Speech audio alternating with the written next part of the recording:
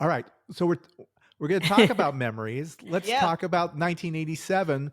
Where was a young Lyndsey Parker uh, Hopes and in dreams. 1987? What was she doing? What were her expectations of life? And Wow, what was that's she listening to? Her hopes and dreams, wow. her love and hope and sex Well, and I don't know if dreams. you And need all. to know about all of that, but okay, I was growing up in Los Angeles. I think it's really cool that we are talking about K-Rock and what were the big songs on K-Rock because growing up in Los Angeles, or more specifically the San Fernando Valley, which, was kind of on the cultural map at that time because of all, the Valley Girl song and the Valley Girl movie and the Valley Girls handbook to life. Like all of a sudden, like the Valley was the place to be, the Galleria was the place to be. And that, now we're kind of getting into the later 80s. So I was beginning to, I wasn't old enough to have a car yet, but I was old enough to have friends that had cars. Or, there were actually some good all ages clubs in LA. The Troubadour, Whiskey, and Roxy were always all ages, even back then. So I was, starting to realize there was life beyond the valley and want to go see live music. And I was kind of spoiled growing up in LA or LA County. I did not realize that most other cities in the US did not have a K Rock. I did not realize that most other parts of the US didn't have, not just a club scene, but like basically so many venues. Like every band came to LA. If a British band was doing a quote unquote US tour, that meant New York and LA pretty much. And then they got back on the Concorde and went home. But I saw a lot of live music, including, some of the bands we'll talk about today. I did see The Alarm at the Universal Amphitheater.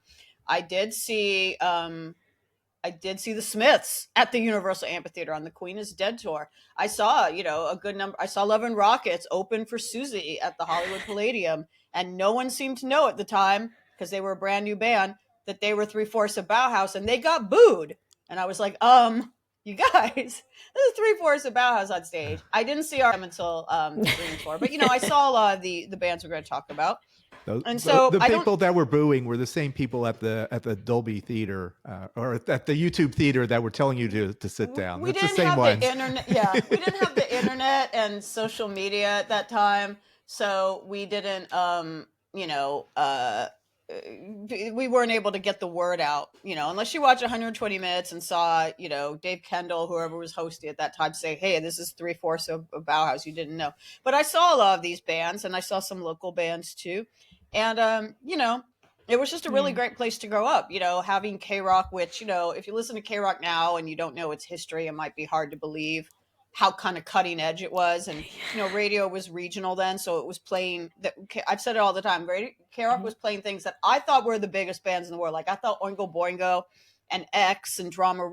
I thought these were national bands. I thought Red Cross was a big band because K Rock played them and they played, Josie Cotton and Teenage Enema Nurses and Bonded, all sorts of weird stuff.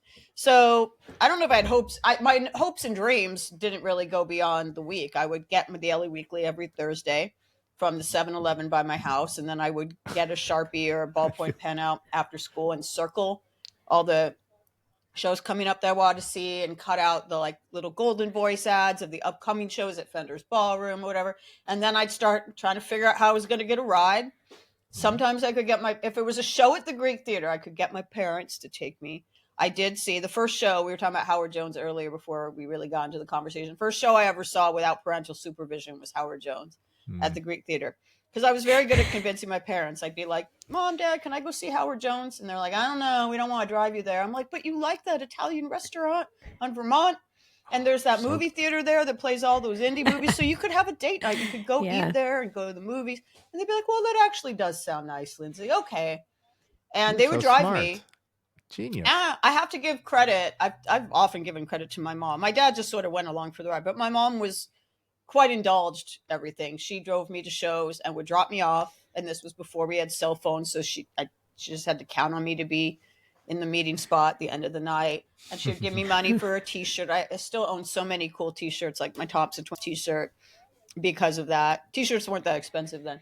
And yeah, and I saw a lot of really good live music. So this is a long answer, but where I was in 1987 was actually probably just beginning to realize, like, experience music live. I'd already grown up with MTV in my bedroom and listening to K Rock, and I listened to Rodney on Sunday nights, and just really caught the music bug pretty early. But 87 was when I started to like experience a lot of the K-Rock bands live. And, you know, I was young, but I started young because, again, I had, you know, parents that just sort of, I mean, their basic gist was if you do well in school and you don't get in trouble, you know, we don't catch you like doing drugs, or, you know, if you obey your curfew, which by the way was 1:30 a.m. Gen X was feral, man. Amazing. Gen X was Right? feral. But they were like, basically, if you don't get in major trouble, you know, you can do this. You can dress how you want. You can dye your hair whatever color you want. You can go see live music.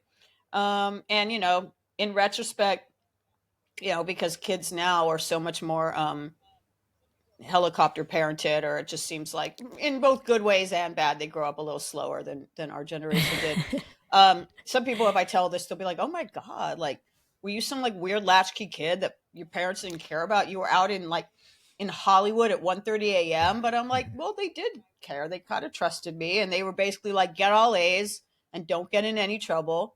And they were smart. They knew that I would basically, for the most part, be a good kid if they would let me do this, because I just loved live music so much. And I still do. I go to live music like all the time. I go to shows of new and old bands 3, 4, 5 nights a week. I love it. So that's where I was at 87, pretty much. And I stayed there. Nothing's changed. Yeah, I froze. never, I froze. never... I didn't develop emotionally or mentally in any way. I just stayed in 87, rocking out 87 forever.